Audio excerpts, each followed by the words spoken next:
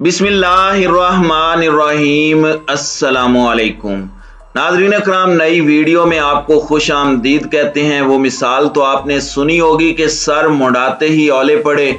यही कुछ इस वक्त इम्पोर्टेड हुकूमत के साथ हो रहा है। इमरान खान के बुग्ज में भानमती के इस कुंबे ने जोड़ तोड़ कर हुकूमत तो बना ली, लेकिन अब इन्हें आटे दाल का भाव पता चल चुका है। अपोजिशन के दिनों में जो लोग दिन रात महंगाई महंगाई की दुहाई देते नहीं थकते थे, अब उन्होंने मुकम्मल तौर पर चुप का रोजा रख लिया है। इसके अलावा इंपोर्टेड हुकूमत को पता चल गया है कि बातें बनाना और तनकीद करना इंतहाई आसान, जबकि मुल्की मामलात चलाना किस कदर मुश्किल काम है। हुकूमत का इम्तिहान शुरू हो चुका है। समझें कि शहबाज सरकार को पहला झटका लग चुका है, पहला इस्तीफा आ गया है और इस इस्तीफे ने जबरदस्ती की हुकूमत की बुनियादें हिला डाली हैं। हवाओं का रुख तब्दील हो चुका है, इस्तीफे आना शुरू हो गए हैं। इंपोर्टेड हुकूमत को पहला बड़ा धचका लग चुका है। किस अहम शख्सियत ने इस्तीफा दिया, इस्तीफा देने की वजूहात क्या हैं, आज की इस वीडियो में ये सारी तफसीलात आपके गोश गुजार की जाएंगी। शहबाज शरीफ ने एक बार फिर रिवायती तर्ज सियासत इख्तियार करते हुए नौटंकी शुरू कर दिया है। गुज़श्ता रोज उन्होंने एक इंतहाई ऊट पटांग किस्म का बयान दिया है जो किसी भी सूरत एक वजीर आजम के शयान शान नहीं है। इस किस्म के बयानात से उनकी संजीदगी का अंदाजा लगाया जा सकता है और जो मांगे तांगे की हुकूमत उन्होंने बनाई थी उसमें भी शदीद तरीन इख्तलाफात सामने आ गए हैं।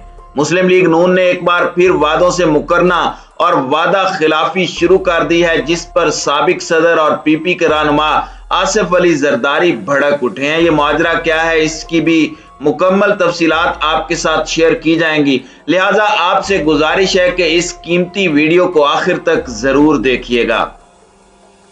नाज़रीन इकराम, सबसे पहले जिक्र करते हैं इस्तीफे का। तो इस्तीफा किसी आम शख्सियत का नहीं बल्कि एक फौजी जर्नैल का है। लेफ्टिनेंट जनरल मुजम्मिल जो चेयरमैन वापडा के ओहदे पर तैनात थे, उन्होंने अपने ओहदे से इस्तीफा दे दिया है। अपने इस्तीफे में जनरल मुजम्मिल ने सिर्फ इतना लिखा कि वो इस्तीफे की वजूहात पर बाद में रोशनी डालेंगे, यानी पहले जब वजीर आजम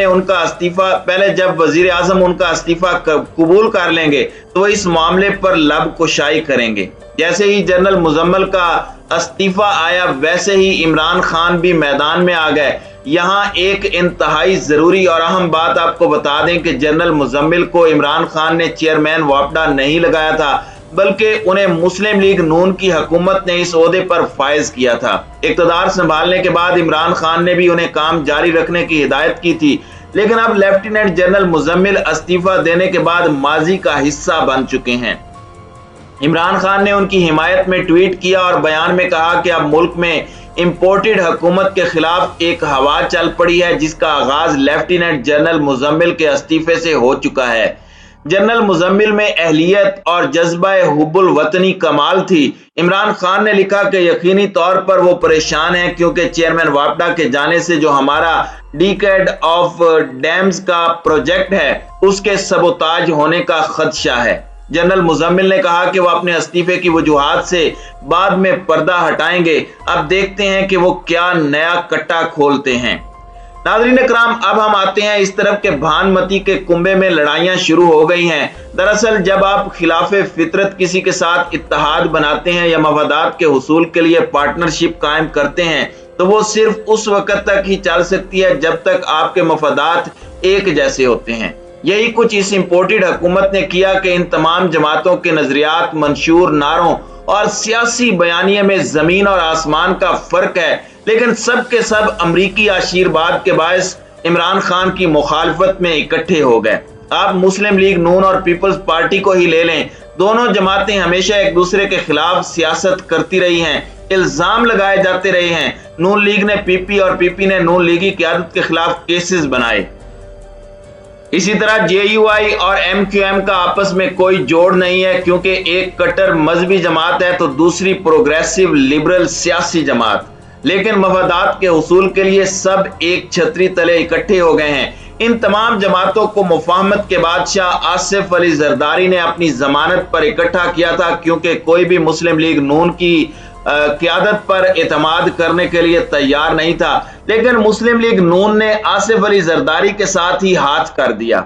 इमरान खान की हुकूमत गिराने से पहले जो पावर शेयरिंग का फार्मूला तय पाया था कि पंजाब में वजारत आला चौधरियों को मिलेगी, यानी चौधरी परवेज इलाही चीफ मिनिस्टर होंगे और गवर्नर पीपल्स पार्टी का होगा, इसके लिए मखदूम अहमद महमूद का नाम इंतहाई फेवरेट था। लेकिन जब चौधरी परवेज इलाही ने उनका साथ देने से इनकार किया तो शहबाज शरीफ ने झटपट से गैर आईनी और गैर कानूनी हरबे इस्तेमाल करते हुए अपने बेटे हमजा शहबाज को वजीर आला पंजाब बना दिया। अब नून लीग की नीयत खराब हो गई और वो पीपी को गवर्नरशिप देने की बजाय हीरे बहाने करने लगे और आखिर में माजरत कर ली। वैसे तो ये इंतहाई गैर अखलाकी हरकत है कि जब आपने एक बार कमिटमेंट कर ली तो फिर अपनी बात पर कायम रहें, लेकिन अखलाकियात का इन लोगों से क्या ताल्लुक है। बहरहाल पहले तो आसिफ अली जरदारी ने नाराजगी का इजहार किया, मगर फिर साबिक सदर मजबूरन मान गए और गवर्नरशिप के मुतालबे से पीछे हट गए।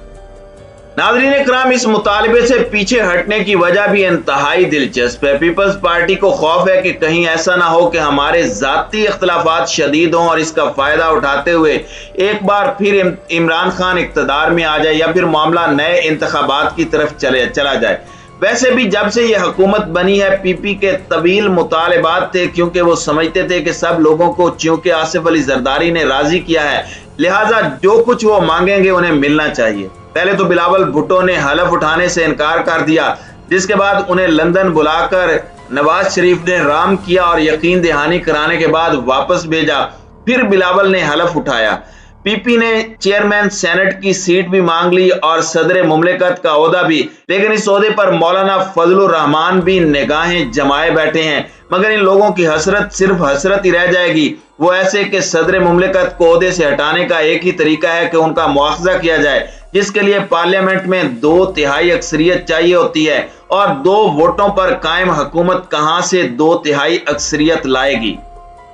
खैर, मुस्लिम लीग नून की जानिब से गवर्नरशिप के मामले पर झंडी दिखाए जाने के बाद पीपी ने पंजाब काबीना में 3 वजारतें, 2 से जायद मुआविनीन खुसूसी, 2 पार्लिमानी सेक्रेटरी और कायमा कमेटी की चेयरमैनशिप भी मांग ली है। इस सारे किस्से में सबसे मजेदार सीन ये है कि जितना कुछ पीपी ने मांगा है इतने तो इनके पंजाब में एमपीएस भी नहीं है। जाहिर है कुछ मुआविनीन और मुशीरों के नाम पर अपनों पर नवाज़शात की बारिश की जाएगी। सरकारी वसाइल बेदरेग और बेदर्दी से लौटाए जाएंगे। मुस्लिम लीग नून ने इंजीनियर बलीगुर रहमान को गवर्नर पंजाब लगाने का फैसला किया है, लेकिन अब देखना यह है कि मौजूदा गवर्नर पंजाब उमर सरफराज चीमा ओहदा छोड़ते भी हैं या फिर वो इस इंपोर्टेड हुकूमत के सीने पर मोंग दलने के लिए बरकरार रहते हैं। एक तरफ ये भानमती का कुंबा इक्तदार की बंदर बांट और लूट खसूट में लगा हुआ है, वहीं दूसरी जानिब महंगाई में इजाफा होता जा रहा है। पंजाब और खैबर पख्तूनख्वा में आटा आवाम की पहुंच से दूर हो चुका है और अब इंपोर्टेड हुकूमत पेट्रोल की कीमतें बढ़ाने की तैयारी कर रही है। साबिक वजीर खजाना इसहाक डार ने भी हुकूमत को मशवरा दिया है कि वो IMF की डिक्टेशन पर न चलें, बल्कि उनसे दोबारा मुज़ाकरात करें, क्योंकि पेट्रोल की कीमत बढ़ाकर अवाम पर बोझ डालना किसी भी सूरत मसले का हल नहीं है। महंगाई में कमी से मुतालिक शहबाज शरीफ ने गुज़श्ता रोज निराला बयान दागा है। कहते हैं कि वो कपड़े बेचकर आटा सस्ता करेंगे। शहबाज शरीफ के इस गैर संजीदा बयान पर खूब तनकीद की जा रही है। उनके लिए मशवरा है कि हुजूर कपड़े ना बेचें, करप्शन के पैसों से बनाए हुए लंदन के फ्लैट्स बेच दें तो वाकई गरीबों का कुछ भला जरूर हो जाएगा। इमरान खान ने समंदर पार पाकिस्तानियों से खिताब में एक बार फिर अवाम को तैयार रहने की हिदायत की है। उन्होंने कहा कि वो 20 मई के बाद इस्लामाबाद की जानिब मार्च की कॉल देंगे। जैसे जैसे दिन गुजरते जा रहे हैं वैसे वैसे इंपोर्टेड हुकूमत की परेशानियों और मुश्किलात में इजाफा होता जा रहा है। इन्हें समझ नहीं आ रहा कि इमरान खान के साथ अवाम का जो समंदर इस्लामाबाद आएगा उसे किस तरह से रोका जाए, क्योंकि जोर जबरदस्ती करने से तो मामला मजीद खराब हो जाएगा।